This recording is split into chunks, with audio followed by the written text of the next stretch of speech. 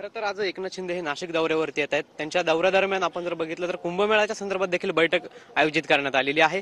मात्र या बैठकीला जे नाशिकचे सिंहस्थ कुंभमेळा मंत्री आहेत गिरीश महाजन त्यांना निमंत्रण नसल्याची चर्चा जी आहे ती सुरू झालेली आहे। मला तर असं वाटत नाही, मला वाटतं त्यांना बोलवलं असेल किंवा ते इकडे येतात, ह्या शाळेचा मूळ हेतू असावा आणि जाताना मग सिंहस्थ म्हणून जाताना काही आढावा घ्यावा।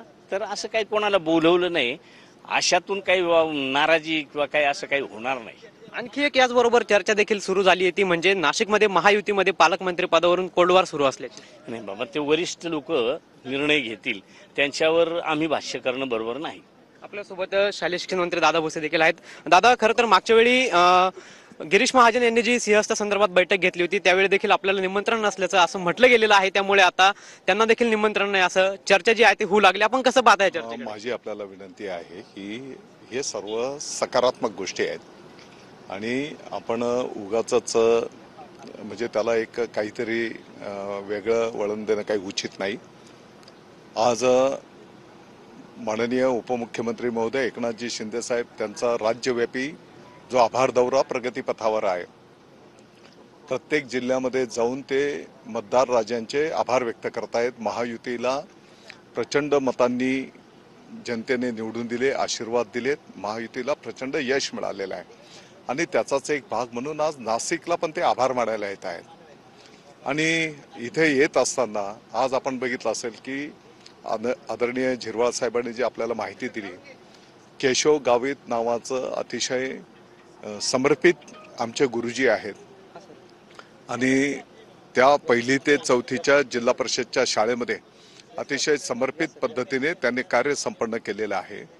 तर त्यांच्याही कार्याचं एक कौतुक व्हावं, शासन म्हणून त्यांना एक शाबासकीची थाप त्या ठिकाणी मिळावी या भावनेतून उपमुख्यमंत्री महोदय त्या शाळेला भेट देत आहेत आणि नाशिकमध्ये आलेले आहेत। तर 2027 मध्ये जो कुंभमेळा संपन्न होणार आहे आणि ते नगरविकास विभाग पण मंत्री आहेत, तर त्या अनुषंगाने अधिकारी पातळीवर यापूर्वी काय काय नियोजन आहे, भविष्यामध्ये काय आपल्याला करायचं आहे याचा आढावा घेणार आहेत।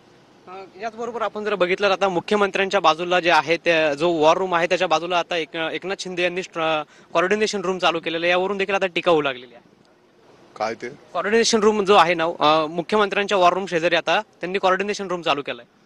आता प्रत्येक उपमुख्यमंत्री महोदयांचं म्हणजे त्या पक्षाच्या लोकप्रतिनिधींचं काय सूचना आहेत, काय विकास कामांच्या संदर्भातल्या अडीअडचणी आहेत, हा मांडण्याचा तो एक प्लॅटफॉर्म आहे।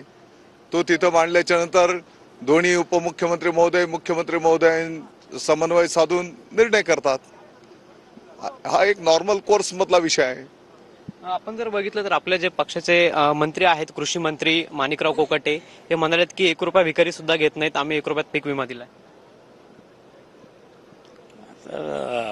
असं तर कुठं बोलल्याचं मी ऐकलेलं नाही।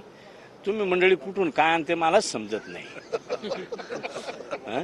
ते तर काही कुठं बोललेलं नाही, 1 रुपया भिकारी घेत नाही असं सांगायला आता नाही कोणी तसा राहिलेला, मला नाही वाटत। असं बोलले नसतील आणि बोलले असतील तर मी दिलगिरी व्यक्त करतो।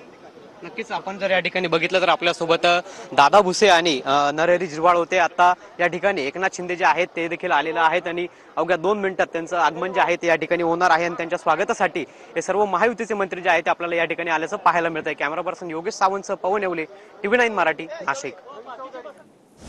तर कोकाटेंचं वक्तव्य आपण ऐकलेलं नाही असं नरहरी झिरवाळ यांनी म्हटलेलं आहे। तर नाशिकमधील कुंभमेळ्यासाठी आज शिंदेची एक वेगळी बैठक होत आहे। या कुंभमेळा मंत्री गिरीश महाजन या बैठकीला अनुपस्थित असतील। याआधी महाजनांनी घेतलेल्या बैठकीचं दादा भुसे यांना निमंत्रण नव्हतं, मात्र आता आभार मानण्यासाठी म्हणून शिंदे नाशिकमध्ये येतात, तिथे ते आढावा बैठक घेत आहेत असं दादा भुसे